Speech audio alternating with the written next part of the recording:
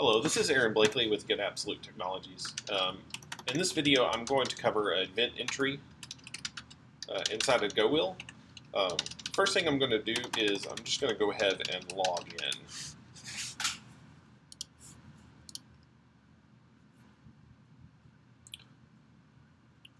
So first let's talk about, put in the wrong password.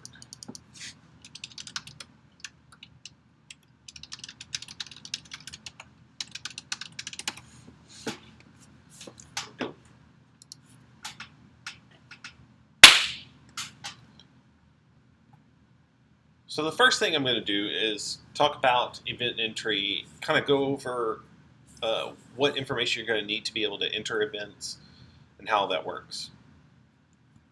We'll talk about editing events and the notifications that go out when editing events. So let's just go ahead and talk about creating a new event. Now you might be tempted to come here and look at your different groups and things like that to get add a new event to that group. And we are looking at adding a new event button to each group. But what we're going to do right now is we're just going to go to events. Whenever I go to events, I can actually see all the events that I have either entered or had access to edit. So that means there could be more than one manager on a group, and each manager can edit all of the events for that particular group. Now, I'm going to enter a new event first. So I've logged in, I've gone to the event tab, and now I'm just going to click new event. This will take me to the new event creation screen. Now, first thing I'm going to do is I need to provide everything that's required, and things that are required have asterisks next to it. So I'm just going to go ahead and give it a title. This is the description.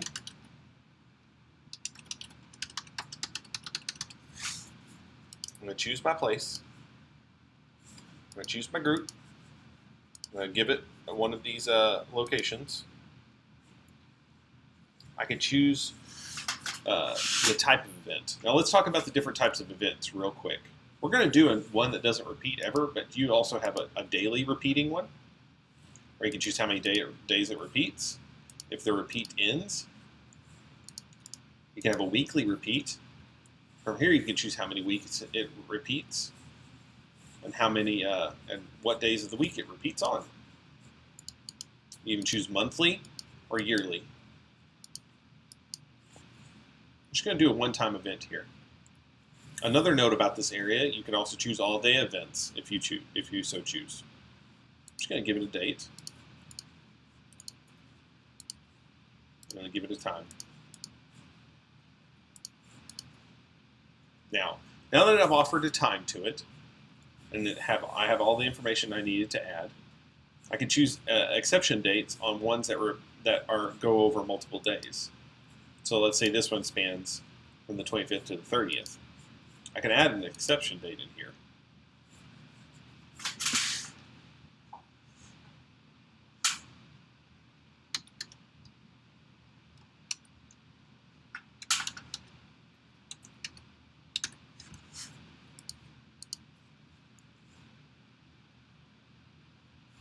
I can also choose a cover file for this. Now, a cover file is the image that you would see in the app for the event. Once I select Publish, what will happen is this event will show up in the application, and it will be published, and the users that are following that event or following that group will receive a notification that a new event is added. Now, if I choose not to publish this, just click Save, I can see that the event is in there and when it's going to happen, but my users do not receive a notification, nor can they find it in the app. So I'm going to go ahead and edit this event. I'm going to go ahead and publish it again.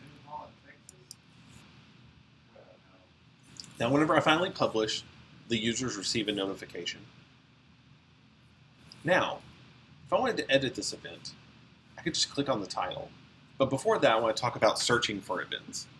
Your search box here actually searches for events based on the title. So if I was looking for Zumba, I would find my Zumba events or events that have the word Zumba in them. In this case, my event has the word title in it. There you go. Another option is to filter them. Now you have a few ways that you can filter. First, you need to choose your place. Then you choose your group. You can select published or unpublished. You can select your status. Past means in the past, from today. Active means either happening today or currently happening. Say it's a multiple day event. And future means events that are going to happen in the future. I filtered that for the future. I should actually find this is a title, my event. Now if I wanted to edit that, I can come here, click Edit Event, and from here I can actually change the information. Right. Now you're going to have an option here to send a notification after save. Let's say it was just a typo. This is a description typo correction. I could choose to save this and not send out a notification about the change. However, let's say it's a big change.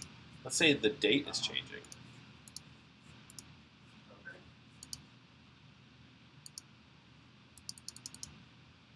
Right.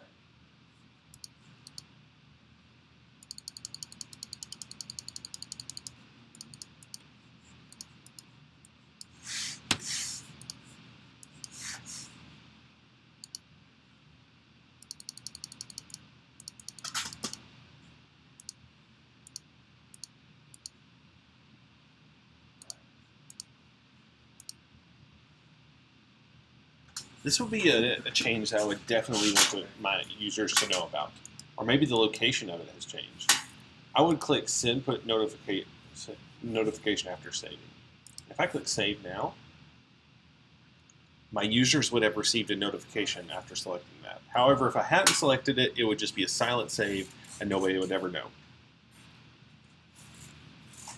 So that's been event entering and handling and management. Now the last thing we need to talk about is deleting an event. By selecting the event, I can simply go delete.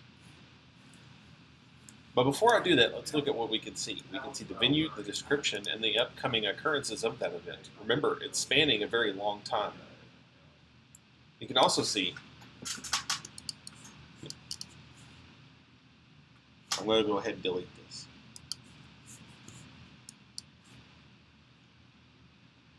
There you go.